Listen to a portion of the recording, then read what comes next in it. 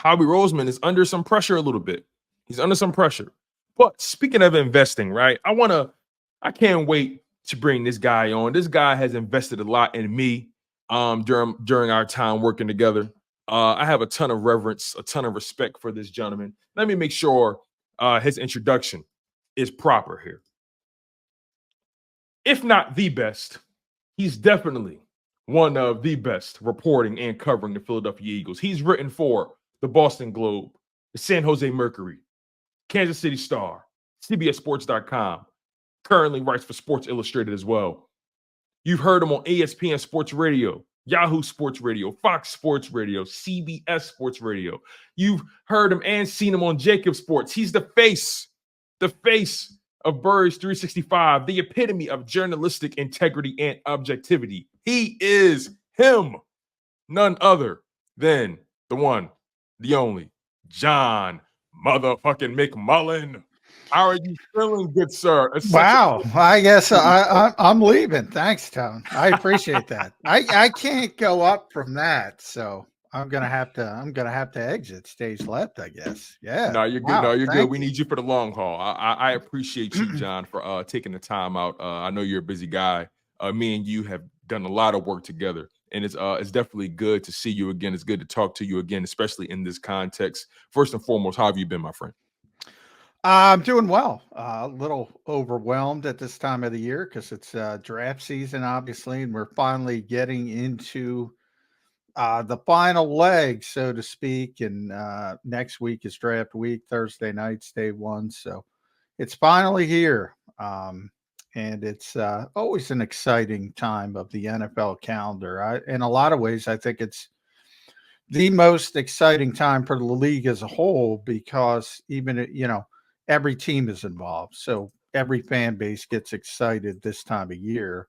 Whereas obviously, the Super Bowl's the biggest day, but you're talking about two teams. So not as many people invested. Yeah, it's interesting, right? And I definitely want to get into the draft with you because I think this draft class is going to be so important for the Philadelphia Eagles after losing Kelsey and Fletcher, and you have a lot riding on Jalen Carter and Jordan Davis and other players as well. But before we get into the draft, I want to kind of take it step by step with you. Let's just start with how the off season kind of kicked off, right? Especially free agency. I mean, the Philadelphia Eagles made a lot of moves. Saquon Barkley, Bryce Huff, GJ comes back, Devin White, cut Avonte Maddox, but then brought him back, added to the wide receiver room in Devontae Parker, Paris Campbell. They added some more linebackers as well, Zach Bond, Oren Burks. I can go on and on, right? But let's just start here. What's been your overall perspective on how the Philadelphia Eagles have approached their offseason?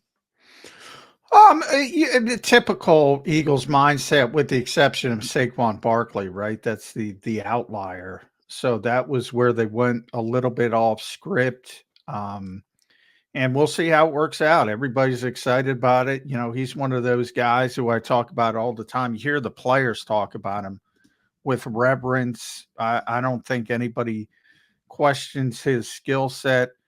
I've questioned the fit. I continue to question the fit. I don't understand it a little bit, but from a perspective of just pure talent, he's got that. It's never manifested himself. So, a lot of people point to the context with the New York Giants, and rightfully so. It's fair to point out that their poor quarterback play over the years, their poor offensive line play. But I got to tell you, somebody who covered Adrian Peterson in his prime, those guys that are different, they find a way.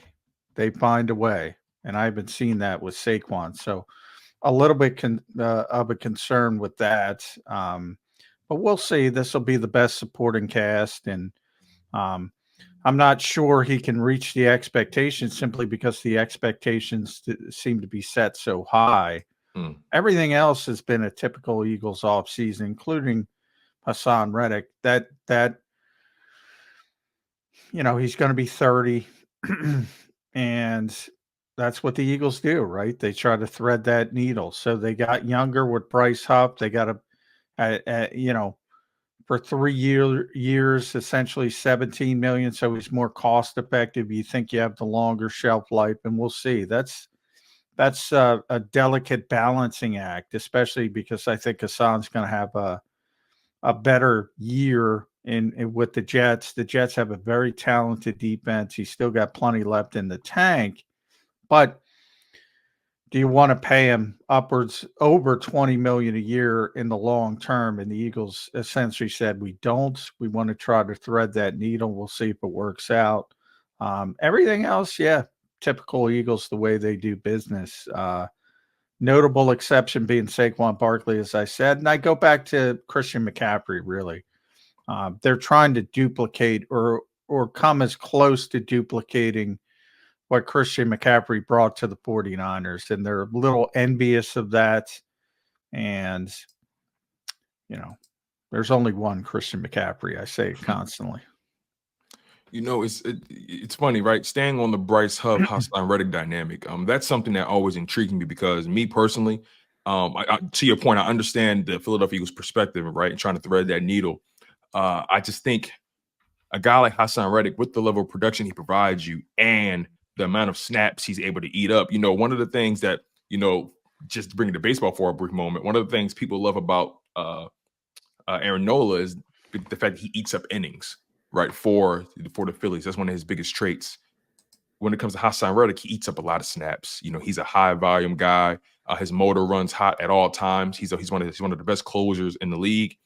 And the Philadelphia Eagles still felt like that wasn't enough, and they wanted to hedge their bet to a guy like Bryce Huff, who young, ascending, coming off of a career year, but he wasn't undrafted guy, which doesn't mean much in the NFL. Guys that are undrafted become Hall of Famers, right? Yeah. But what concerns me John the Randall most, covered one of them. Yeah. yes. So what concerns me the most about Bryce Huff, and I want to get your spin on this.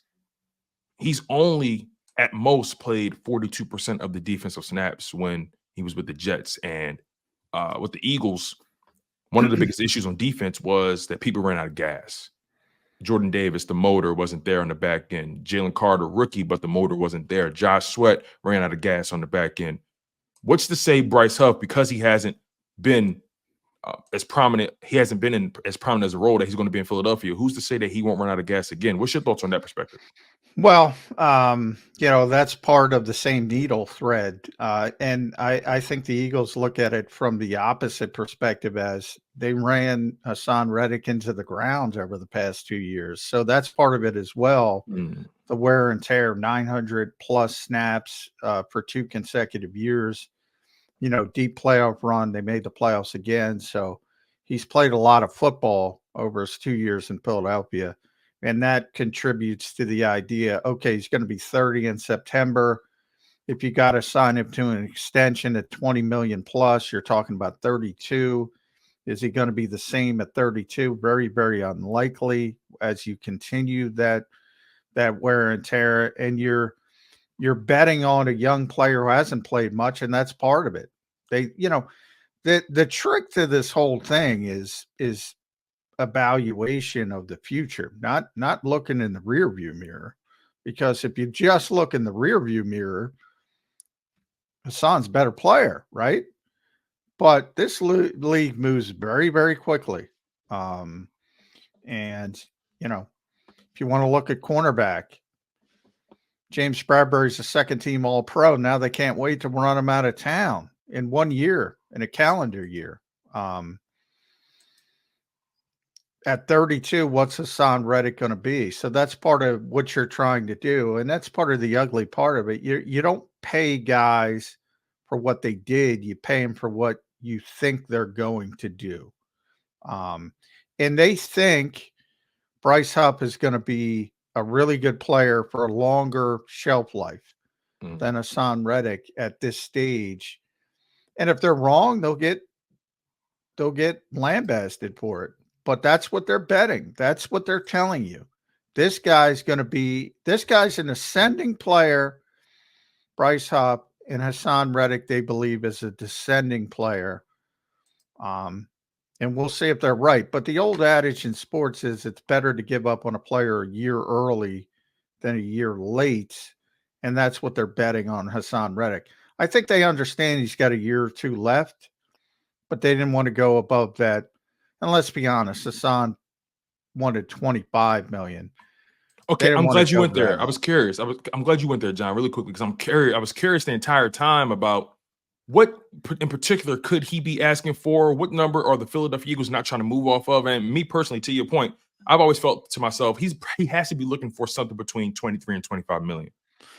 Yeah, I mean, and I don't blame him. He's one of two players with double-digit sacks in 4 consecutive seasons. So I don't blame Haason Reddick at all. Agreed. He's trying to get top of the line money, and maybe he gets it from the Jets, maybe he doesn't.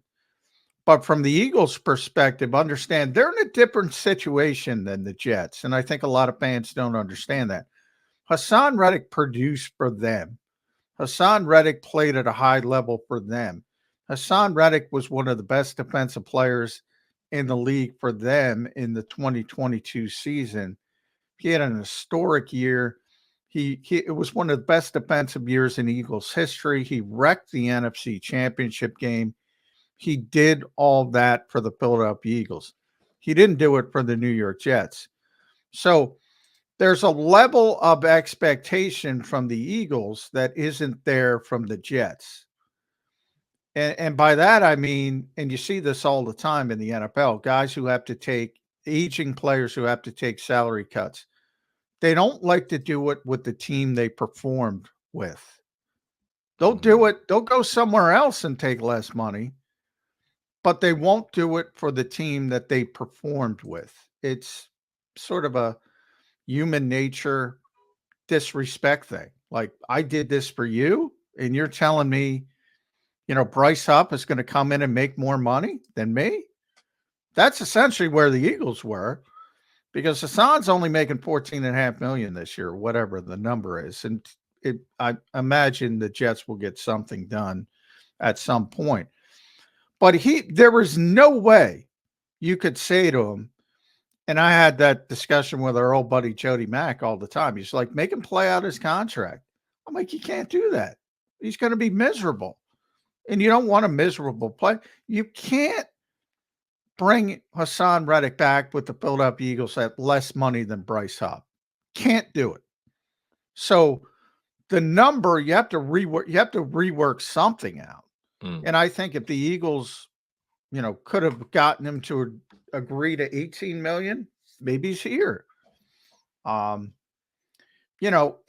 once they signed Bryce Huff, it became, all right, Josh Sweat, Haason Reddick, one of you is going to be gone. So basically, whoever agrees to the team-friendly deal first is going to be back, and that was Josh Sweat. Yeah, you're right. It's funny to me. I've always felt like, and this will be my last point on Haason Reddick situation. I've always felt like the Philadelphia Eagles kind of made their intentions very clear when it came to Haason Reddick earlier on, even after the historic season that you mentioned. They drafted Nolan Smith, and then this offseason, they bring back BG. They gave him money. They gave Josh Sweat money, and then they gave Bryce Huff money. So I feel like they've kind of showed their hand little by little that, hey, Haason, we like you, but don't think we're afraid to pull the trigger on you. Well, Nolan Smith's a big part of this as well, because Howie talked about it, and he said at the combine, he said, Nolan probably should have played a little bit more last year, or they would have liked him to play a little bit more. And I know a lot of people have turned the page, but the organization hasn't turned the page on Nolan Smith, and they want to get him on the field. So it became, a lot of people make the obvious comparisons, and we just talked about it with Bryce Huff. Bryce was going to play anyway. If Haason Reddick was back, Bryce Huff was going to play a lot. Nolan Smith is not. If Haason Reddick is back, so that's part of it as well. And a lot of this has to do with the combination of Bryce Huff and Nolan Smith more than just one or the other. It's funny. The Philadelphia Eagles, what they do that I always respect. Some people, kind of kill them for it to an extent because it's unpredictable, but I always respect the Philadelphia Eagles for swinging. And one thing I will say is that regardless if they hit the ball or if it's a single or if it's a bunt or whatever, if it turns to a home run, whatever it is, they're always swinging. It's funny. I'm making a comparison to make another baseball reference. I consider Howie Roseman to be the Bryce Harper of GMs. It doesn't matter if it's a fastball, a screwball, a sinker, a changeup. He's going to swing, and I respect that about the Philadelphia Eagles. And they take a lot of swings this offseason. I mean, Devin White, Zach Bond, Oren Burks at linebacker. I think they're sending a clear message to Nakobe Dean and other guys in our room that, hey, as much as we like you guys, we got to make sure we hedge our bets here. So what's your thoughts on the Devin White situation, especially when Nakobe Dean and all those other guys who are going to be competing for grass time? Well, I think they need to add something at linebacker. You mentioned Zach Bond. Oren Burks, I like is Same. Zach is more of a Sam linebacker, so he's more of a backup edge rusher. He's not going to be a stacked linebacker, off ball linebacker, unless something drastic happens. Like the Eagles played Patrick Johnson there at times due to injuries, and even Nolan Smith late in the season due to injuries. They played him off ball, but that's not what they do well. So right now, their top three off ball linebackers are Nakobe Dean, Devin White, and Oren Burks, and it's probably the weakest spot on the team. Not going to say probably, definitely, certainly the most uncertainty. Nakobe Dean, I think we all like, but got to prove you can stay on the field. Best ability is availability, and he hasn't proven that to this point. Devin White contract tells you all you need to know. This is the former number 5 overall pick in the draft. On his second, he played under his team option with Tampa Bay, so this is his second NFL contract as the number 5 overall pick. And he got 1 year and $3.5 million guaranteed. That's when you're supposed to get $100 million plus if you live up to the expectations that the number 5 overall pick is supposed to live up to. Right. Hasn't been that way with Devin White, obviously. Will Vic Fangio unlock something? He certainly got athletic ability, but there's not a lot of positive signs for the way he played in Tampa Bay. So I can't believe how he's going into this draft saying he's comfortable at the linebacker position. Now, it's not a deep draft when it comes to linebacker. The Eagles aren't going to take a linebacker in the first round anyway. We all know that. Off ball I'm talking about. Right. But, if there's an Edgerrin Cooper, Peyton Wilson, somebody like that, Eagles are probably going to try to add a somewhat relevant body who could potentially play in year one at off ball linebacker. I would think. Because you'll be awful quick if you're down to Oren Burks, who again I like as a third linebacker, good veteran player, special teams player. Came in the Super Bowl in a very difficult circumstance and held up. You don't want him out there as a starter. And then you're down to Ben Van Sumer. And I mean, it could get ugly quick at linebacker for the Eagles if they don't add something else. What's funny, John? When they when they signed Saquon Barkley, a lot of people were really excited about it, right? I'm going to bring this full circle. When they signed Saquon Barkley, a lot of people were excited about it. And me personally, I said to myself, okay, all right. It's cool. It's a sexy signing, but I would have loved. That's why people are excited. It's a skill position player. Exactly. And the first thing I said to myself was, I kind of wish they would have put that money towards the linebacker room at some point, or just somewhere in that defense to fortify it. So, to that point, the Saquon Barkley signing was a deviation from their mantra. Do you see them making any more deviations from their norm throughout this offseason? No. They only deviate for what they call, and how we use this word with Saquon, special. He used that word. They think he's special, and that's why they deviated. I often talk about, you're going to hear a lot of leading up to this draft that the Eagles haven't drafted a corner in the first round since Lito Shepherd. You're going to hear that a lot. And I hate those types of stories from this perspective. They would have drafted a cornerback. They wanted to draft a cornerback in 2010. They wanted to draft J.C. Horn. They wanted to draft Patrick Surtain. They couldn't. And you know from working with me all the time, 2017, they wanted to draft Christian McCaffrey. In a lot of ways, he's been their white whale since that moment. No pun intended. Yeah. Couldn't get it done.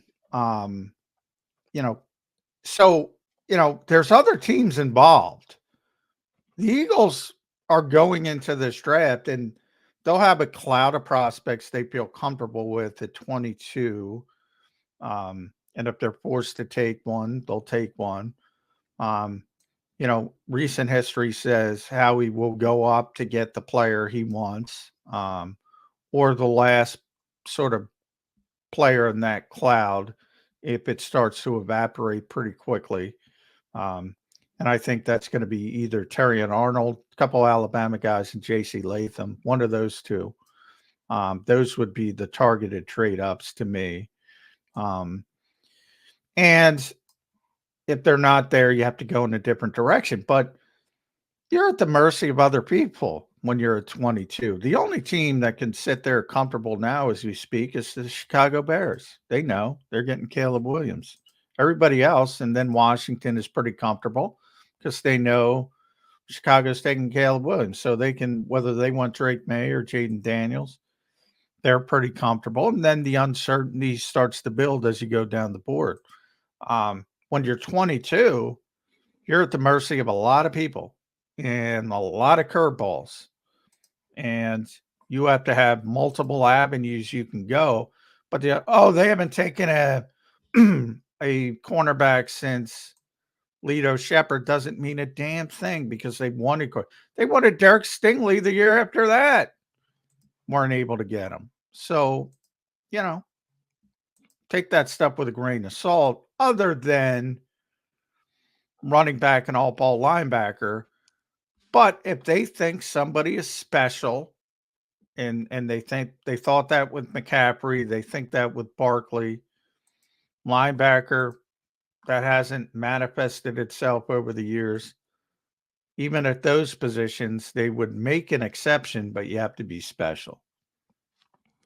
Staying on the draft, John, we talk about scenarios where they may trade up for a particular player. You mentioned Terry and Arnold.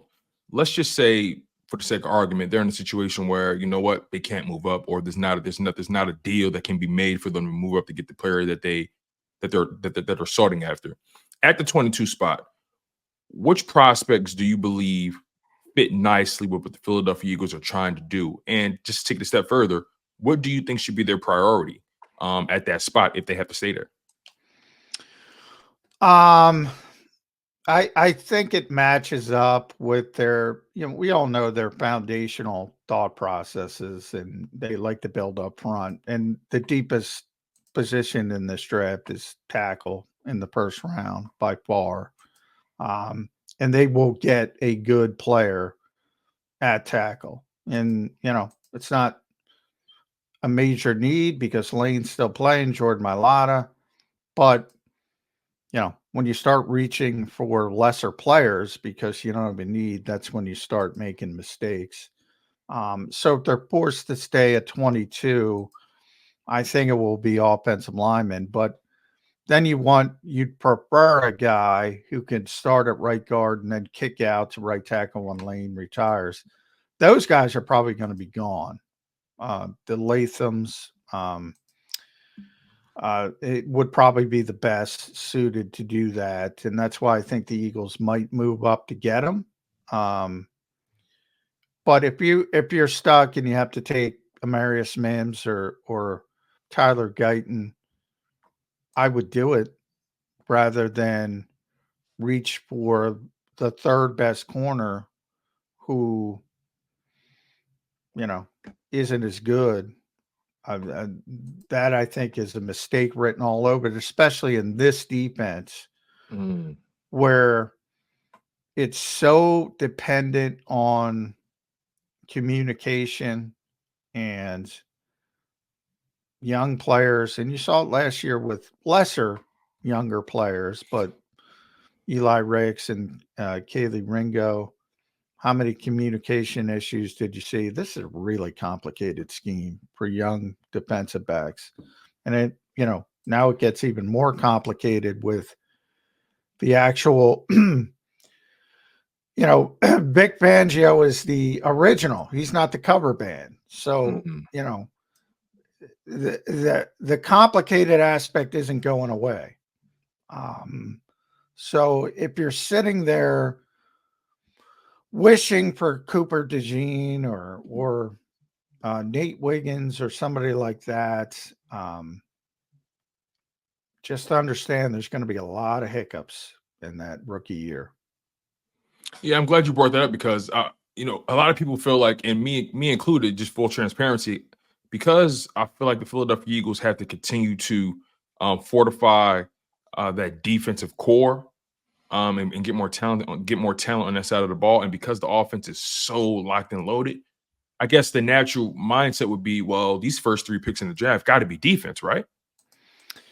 No. In fact, I guarantee one of those first 3 picks, if they take them, and again, Howie could use one of them to move up. I guarantee they will come out of the first 2 days of the draft with an offensive lineman. I guarantee it. Because of the depth at the position. And they're not going to go into something and say, all right, we need, and obviously they have much more talent on offense than defense, but that's where you make mistakes. Need is the worst talent evaluator in sports. I say it all the time. Brian Billick told me, he's not the first. Many people have said that over the year. Need is the worst talent evaluator in sports. In other words, when you start reaching for need, you're done. You're cooked. Nobody's ever gone bankrupt drafting good players. You draft good players and you figure it out. And that's the way every team should go about it. Too many teams get caught up in, I need a all-ball linebacker. I need a cornerback. I need a safety. I'm going to take the best safety on the board, even though I have an offensive lineman who's much better on the board. That's a bad way to do business. Well, John, I got to ask you, right? First, second, third round. Okay, you probably want to get the first. You probably want to get the best player available. But at what point does need take precedent, or is there at any point in the draft where need takes precedence over best available? No. No. There really is never an instance. Now, if it's close and you have somebody slightly, then you can start arguing. But if it's not close, no, there's never a good reason. Never. Zero. There are certain positions you might go into, like the Eagles this year. They're not drafting a quarterback. And maybe at 22, Bo Nix is the best player on your board, and you're not going to draft Bo Nix. So something like that could happen. But you've kind of written off those guys before the process even started. So he's not going to be on the Eagles board of targeted players anyway. But when it comes down to that group that you've targeted, and for those who don't know, the average NFL draft board, like you'll see things, you can go on some of the sites and 400 players, but there's no NFL team in the world that has 400 players on their draft board. They've been whittled down. The smallest I've ever heard of was Bill Belichick had it whittled down to 75 players one year, 75 draftable players.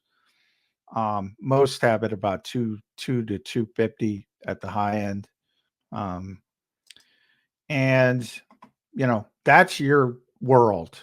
And Howie was asked a question in his pre-draft availability.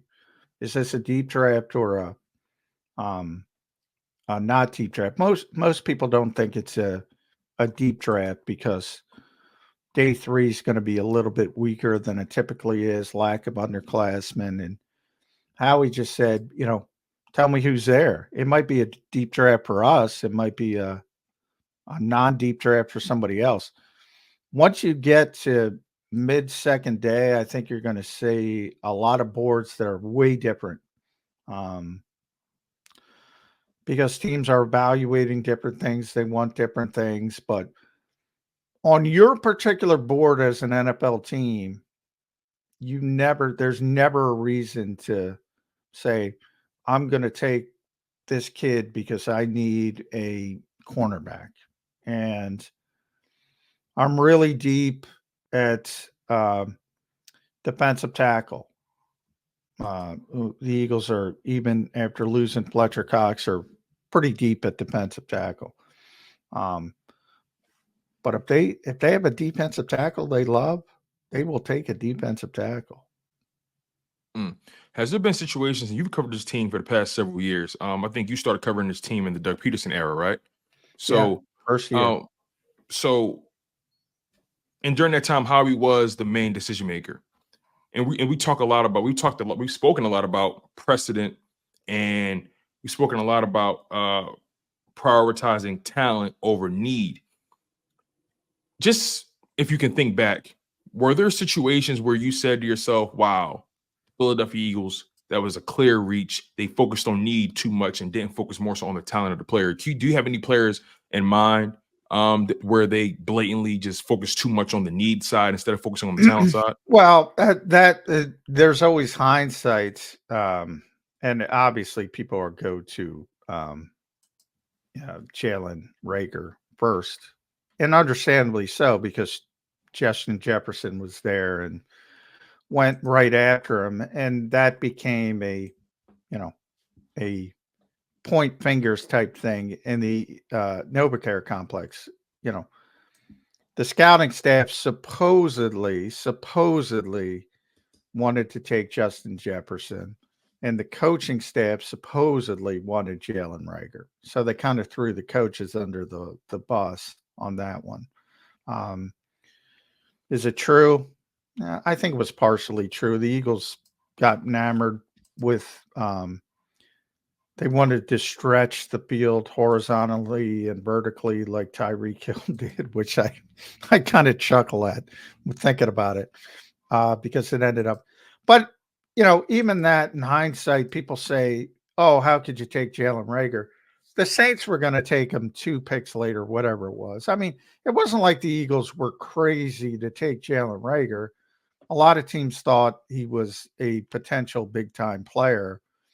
And a lot of teams thought Justin Jefferson was strictly a slot receiver, which is the reason he won 22. So it wasn't like Justin Jefferson in hindsight should have been a top 5 pick. A lot of teams screwed the pooch on that, and forgot for whatever reason, because his final year at LSU, he played in the slot because they had Jamar Chase as well. But the year prior, he played outside and he was phenomenal, and people kind of forgot that. And he turned into what he turned into. It's interesting that the year it hurt the Eagles going talent over need was the year prior and Andre Dillard, because they didn't think there was any way that Andre Dillard was going to be in the conversation at wherever the Eagles started. They traded up to get him because he kept falling down the board, and they said, this kid should have been a top 10 pick. Yeah, and they drafted him at 22, at the 22 spot. Yeah, and they traded up to 22 to get him. They traded up over Houston because they knew Houston was going to take a tackle, and Houston panicked when Andre Dillard came off the board. And it turned out to be a mistake, and he never developed into the player the Eagles hoped. But there was an indication that they said, all right, this is a top 10 talent. We have a chance to get him at this point in the draft, and they made the move. Doesn't always work out, but nobody's got 100% batting average, 1,000% batting average in draft picks. So all those people that like to point out the misses, everybody's got them. Um, but if you stick to your philosophy and, you know, talent over need that we're talking about, you're going to have your batting average is going to be much better than if you start saying in any particular year, I need this, I need that, and I'm going to go into the draft with a list. I need to come out with a cornerback in round one, a linebacker in round two. You're gonna have a bad batting average. Yeah, it's funny. The bottom line about all of this is, and if you got anything out of this, Philadelphia, the fact of the matter is, it's an imperfect science. It's an Very imperfect science, imperfect. and to your point about Andre Dillard, they thought they were focusing on the best available, and ended up biting them in the butt. Again, you can't predict these things. The NFL draft is quite literally a slot machine, and you're just hoping that you get all three sevens across. So as much as we talk about talent, as much as we talk about drafting for talent and not for need and things like that, one thing that has to be added into the equation, then regardless of who you draft, you also have to develop that player. And Oh yeah. you have guys like Kellen Moore that you brought in as an OC. You have Vic Fangio as the DC. I'm curious to know what's your overall opinion. And we've spoken about this in the past, you and I. But I want to get your perspective here on Chocolate Sports. When you look at Vic Fangio coming into the building, Kellen Moore, and you think about the Philadelphia Eagles situation from a personnel standpoint, how confident are you in those two coaches when it comes to developing the young talent that's going to be coming in and the young talent that's already on the roster? Um, Very confident in Vic. I mean, Vic has proven, and to the point, I think when we look at the talent on this team, and it's very tilted, very offense heavy, much more talented on offense than defense. It gets to the point where you say, all right, it's almost like we're going to build up this high powered, high octane offense, and Vic's so good, he's going to figure it out on defense. And you're only looking to be competitive and turn, 31st ranked defense into 15, 16, and then you're going to win a lot of games. I think that's the plan. Um, and they have a lot of, I compare it to Brian Flores last year. And I kind of, if you remember, I predicted on the show the year prior, Minnesota had one of the worst defenses that I ever saw. And I told Jody that was one of the predictions I made. I told you, I guarantee they're going to be top half this year just because of the addition of Brian Flores. They didn't have a lot of talent. They still don't have talent. And they ended up being 13, I think. They were top half. That's the kind of difference he made. And I think the Eagles expect the same thing from Vic Fangio. Um, and I think they're going to get it. I think the Eagles are going to be 15, 16, somewhere in that range on defense. Um, they're going to be coached better. They're going to be taught better. They're going to understand better what they're trying to accomplish. And they have some talent. I mean, on top of it, they have much more talent than Minnesota. So Jalen Carter's really good. Jordan Davis is really good at what he does, which too many people in Philadelphia don't understand. He's not out there to rush the passer. He's out there to tie up blockers to make things easier for others. Um, and they're still deep on the defensive line. Bryce Huff is a good player. Is he going to be Haason Reddick? I don't know, but he's a good player. He wrecked the Jets game against the Eagles. He wrecked the Eagles. He destroyed them. Look at the tape of that game. He's a good player. Josh Sweat's still a good player. Defensive front, Milton Williams is a good player. They're still pretty deep on that defensive front. Slay can still play. CJ's back at safety. He's a playmaker. Jacoby, we'll see. But if he's healthy, he should be fine. Um, they have more talent to work with, so I think Vic is going to put together at least a competent defense. Is it going to be great? I don't think so, but I think it's going to be competent, and it's not going to be god awful like it was last year. Um, and then the offense, it's up to the offense. Kellen Moore is under immense pressure because of the expectations. So much talent on the side of the ball. Yeah. So much. I mean, that's a fantasy football team. Let's be frank about it. They were the 8th ranked offense in the NFL last year. They were number 3 on third down deep offense, which was better than they were in 2022. They were number 1 in fourth down offense. They were number 9 in red zone offense, situational football, which is what Nick Sirianni preaches. They were great. Everybody thinks they stunk. That's the expectations. Now they got to be better. And not only better, significantly better. So he's under immense pressure. Vic is going to make a bad group better.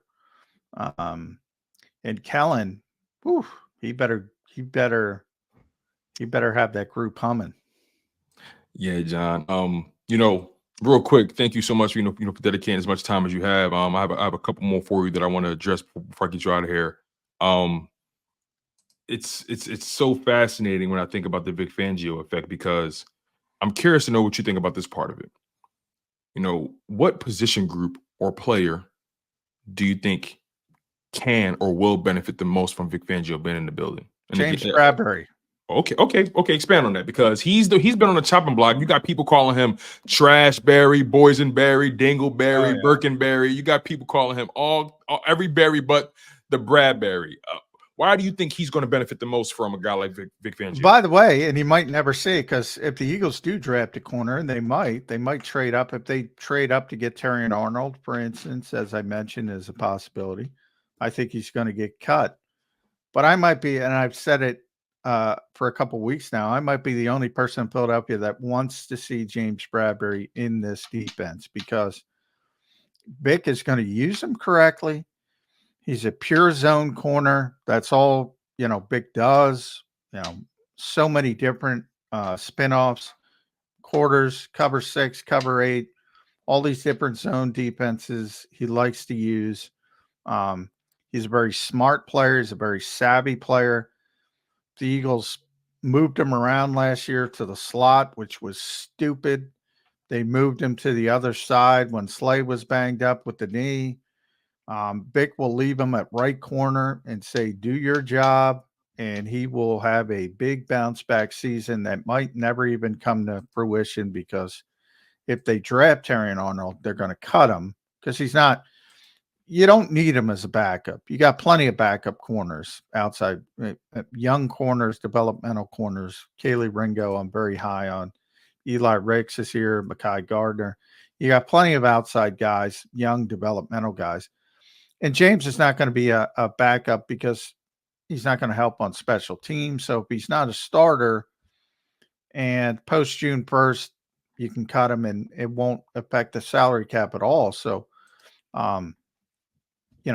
if they draft a corner, he's gone. But I would almost like them to need him, because I think he's going to have a huge bounce back season if given the opportunity with Vic Fangio. That's high praise, John. I mean, and to your point, I definitely believe that he wasn't used correctly last year. I believe he was put in a lot of precarious situations, especially when Matt Patricia took over. I mean, the one play that stands out to me was when they had him one-on-one with Joseph Smith and Jigba in Seattle. What was that? They played was it cover 1 or single high safety, and they had him by himself man to man, and that's the complete opposite of what he does. Exactly. And the Eagles were trying to win that game on the same play, by the way, and Jalen didn't recognize that the Seahawks were in cover 2, and Julian Love came over, intercepted the underthrown ball. Drew Lock read it correctly, and you don't put him in those positions. And I think Vic understands that. And for those who say can't run, he never could run when he was an all pro. That's not his game. He's a zone corner. He's a pure zone corner. And you have a pure zone defensive coordinator uh, who understands what he wants to do, understands what he's teaching. I think he's a perfect fit. And I hope Vic is imparting that in the back. It's not his decision, it's Howie's decision. Um, but I almost hope the Eagles go offensive line in the first round because I want to see Bradbury in this defense. I do. I really do. How much impact do you think Fangio is going to have on this upcoming defensive draft class for the Philadelphia Eagles? I mean, you don't bring a guy like that in if he's just going to take the biggest back seat to Howie Roseman. I mean, again, they Oh, spent the he's taking a back seat to Howie Roseman. Everybody's taking a back seat. well, But well, well, Howie's a very good. The Eagles coaches don't have much of an impact on the draft. They don't. I'm sorry if that okay. hurts people, but they don't. Um, No insight, no. I think I like that kind of guy. Like no no, kind well, of that's the thing. Howie's smart enough to know that if you draft players that don't fit what the coaches want to do, you're screwing yourself. So he knows that. It's not a big concern from my okay. perspective. He's only going to get players that fit when he does draft defensive players that fit what Vic wants to do. But yeah, Vic's not coming in there and saying, I need a cornerback in round one, and they're going to draft a cornerback. Howie's going to tell him to sit the ruck and I Go make the back to roster. sprinting. Yeah.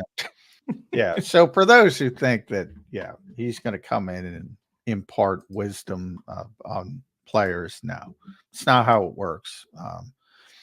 It's a traditional setup in Philadelphia. By that, I mean how he builds the roster and he hands it to the coaches. But he's smart enough to understand you don't hand the coaches players they don't want, by and Mhm. large.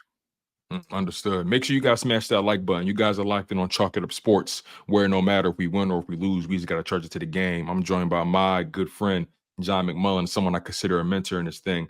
John, before I get you out of here, I do want to address this with you. Um, Fletcher Cox retires, Jason Kelsey retires. All eyes are now on Jordan Davis and Jalen Carter to take up the mantle on that defensive line. And then Cam Jurgens as well is expected to come in and make a big impact as well. What's your perspective on the new dynamic with those young players stepping into their new roles as leaders on the defensive and offensive line, and speak on the pressure that's mounting on Cam Jurgens, Jordan Davis, and Jalen Carter? Well, I think it's yeah, you can't expect young players to just be leaders and take over for Jason Kelsey and Fletcher Cox. But foundationally, they have to build the defense on Jalen Carter and Jordan Davis. No question about that. Um, whether they turn into leaders, and that's more apt to happen to Jordan than Jalen. Uh, Jalen Carter's not going to be a leader in his second year, and some of the immaturity issues that people were concerned about. There's a reason he went number 9 to Philadelphia, not number 1 or number 2, where he should have went from a talent perspective. So, you know, if he becomes a leader, it's probably not going to be to year 5, year 6. That's going to be a bigger process. But he can be a great player, and he already was for a vast majority as a rookie season.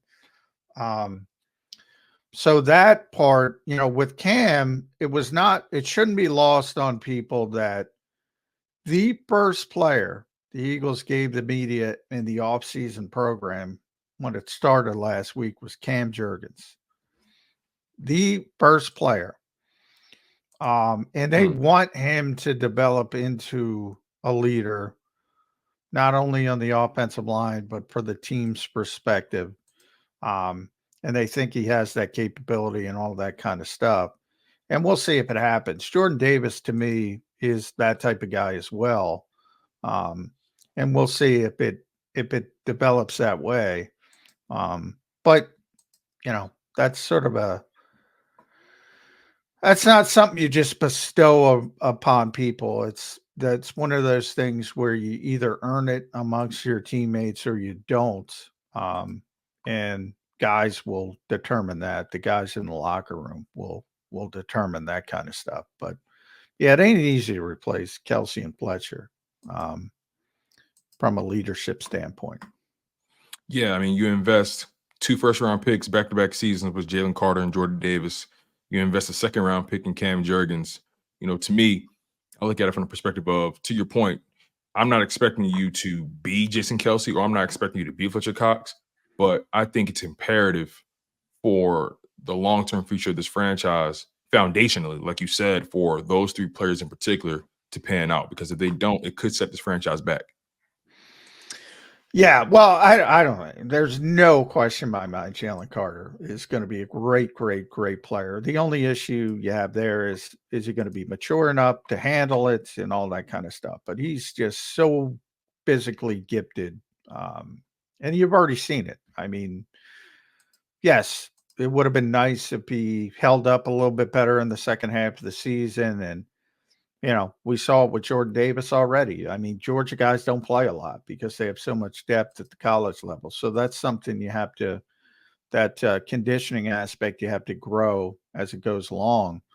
But just from a pure talent standpoint, he's going to be fine.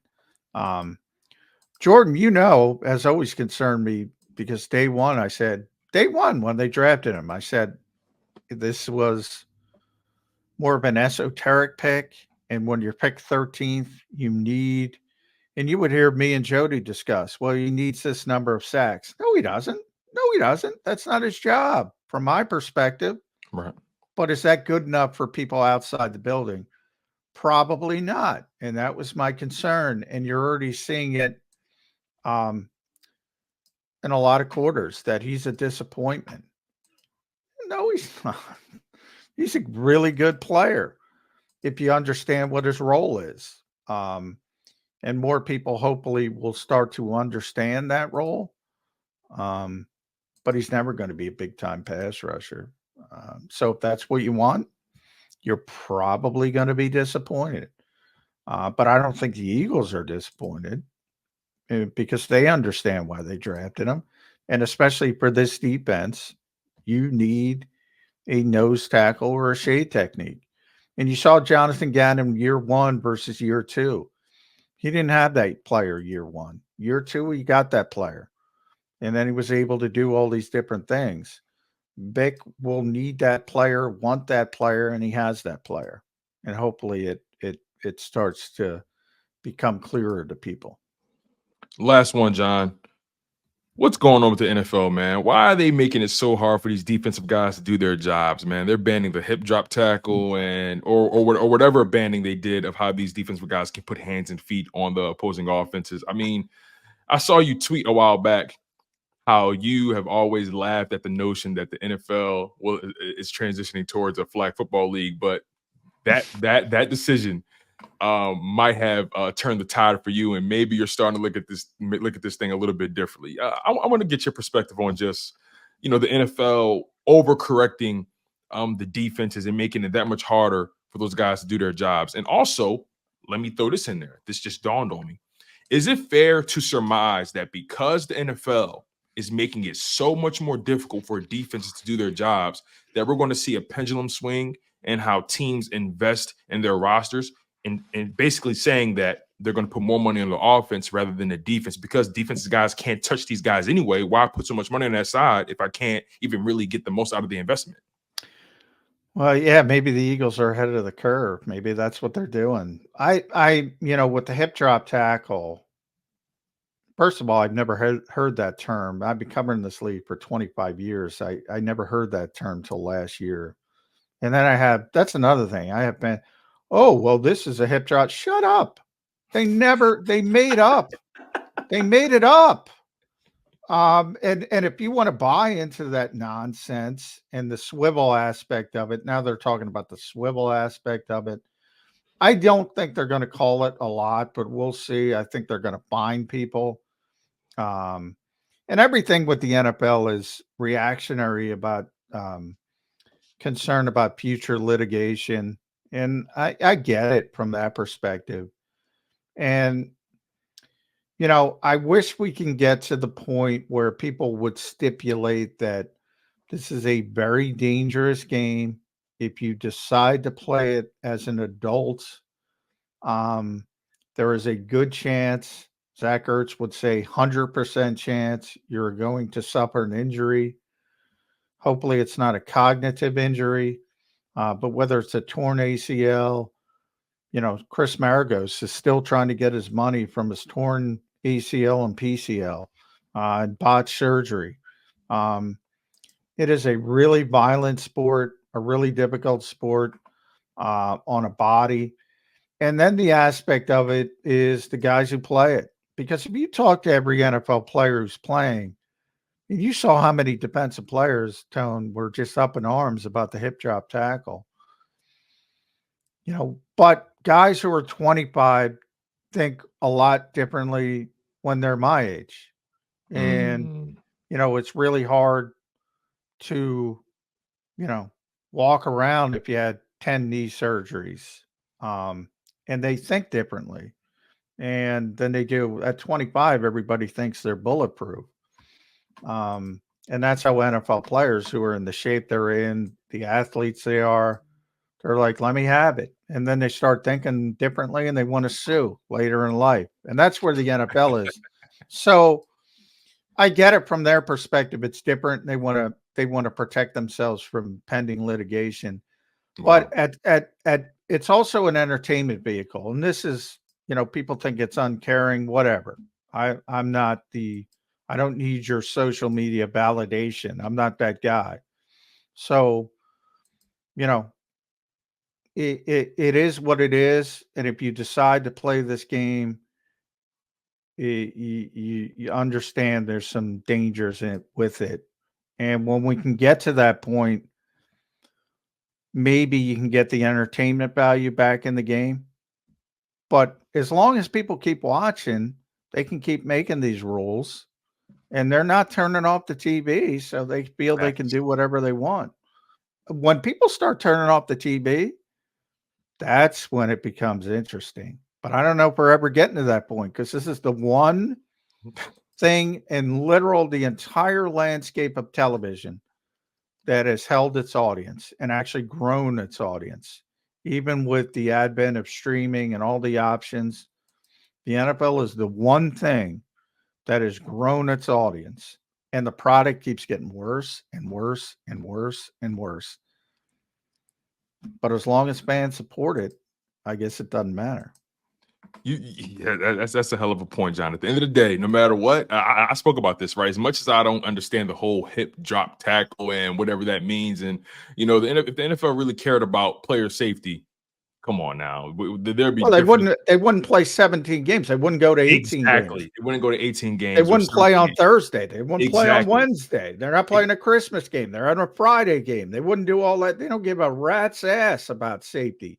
They give a rat's ass about pending litigation over safety matters. And the So bottom they line, like to pretend they care about safety. exactly.